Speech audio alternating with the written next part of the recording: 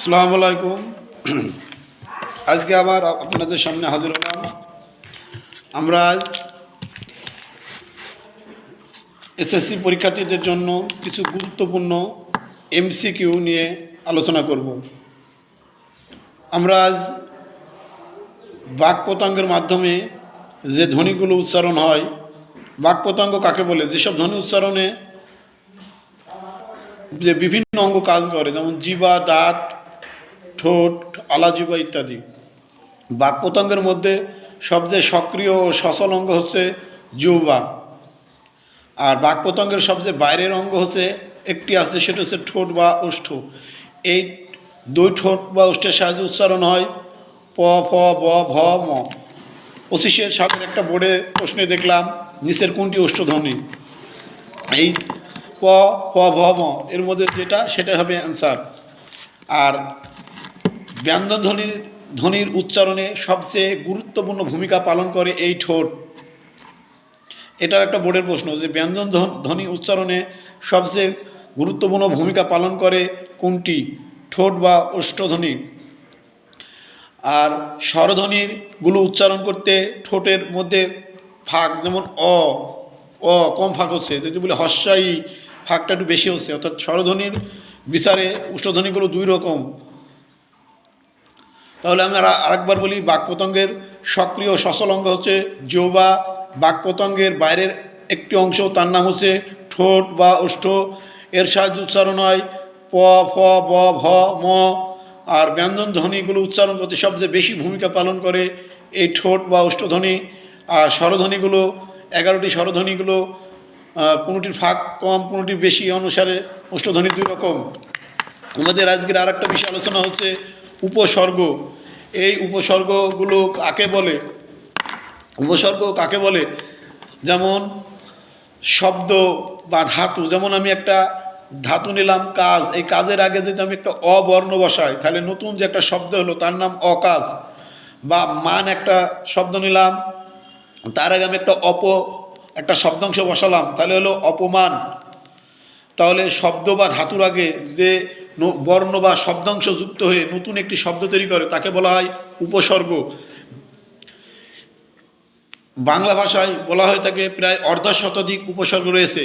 তবে উপসর্গগুলো তিনটি ভাগে ভাগ: বাংলা, তৎসম, বিদেশি। বাংলা উপসর্গ 21টি, সেগুলো হচ্ছে অ, অঘ, অজ, অনা, আ, আড়, আন, আব, ইতি, উনা, কু, কদ, নি, পাতি, বি, ভর, রাম, স, সা, সু, হা। সংস্কৃত উপসর্গ হচ্ছে 20টি: প, পর, অপশমনী, অব, অবনীর, দুর্বি, সুপরিপতি, উপমা, আ, অভি, উপমা, আ। আর বিদেশির মধ্যে ফার্সি উপসর্গ কারদার, নানিম, ফি, বদবে, বরবকম। আরবি উপসর্গ হচ্ছে আম, খাস, লাগর। আর ইংরেজি উপসর্গ মনে রাখার উপায়: হেড সাহেব হাফ প্যান্ট ফুল প্যান্ট পরে বসে আছে, হেড, হাফ, ফুল। আর হর হামেশা, হর উপসর্গ একটা আছে বিদেশির মধ্যে। 25 সালের একটা বোর্ডে এসেছে নিচের কোনটি উপসর্গ? যদি এই উপসর্গগুলো তোমাদের মুখস্থ থাকে তাহলে তোমরা সরাসরি পেরে যাবে যে নিচের কোনটি উপসর্গ। আবার এভাবে প্রশ্ন আসে, নিচের কোনটি উপসর্গজাত শব্দ? তাহলে উপসর্গগুলো যদি আমরা সহজেই মুখস্থ করতে পারি তাহলে নিচের কোনটি উপসর্গজাত শব্দ, এরকম পরীক্ষা আসতে পারে। দেখা যাচ্ছে একটি উপসর্গজাত শব্দ দিল আর 3টি সন্ধি, সমাস, মানে প্রত্যয় এভাবে দিল। তাহলে আমরা উপসর্গগুলো সিরিয়াল বাই আমরা মুখস্থ করে ফেলতে হবে। প্রশ্ন এখান থেকে আরেকভাবে আসে, একটা শব্দ তুলে দিতে পারে, যেমন গরহাজির বা পরাজয়। এই শব্দটি কী অর্থে ব্যবহৃত হয়েছে? বিপরীত অর্থে।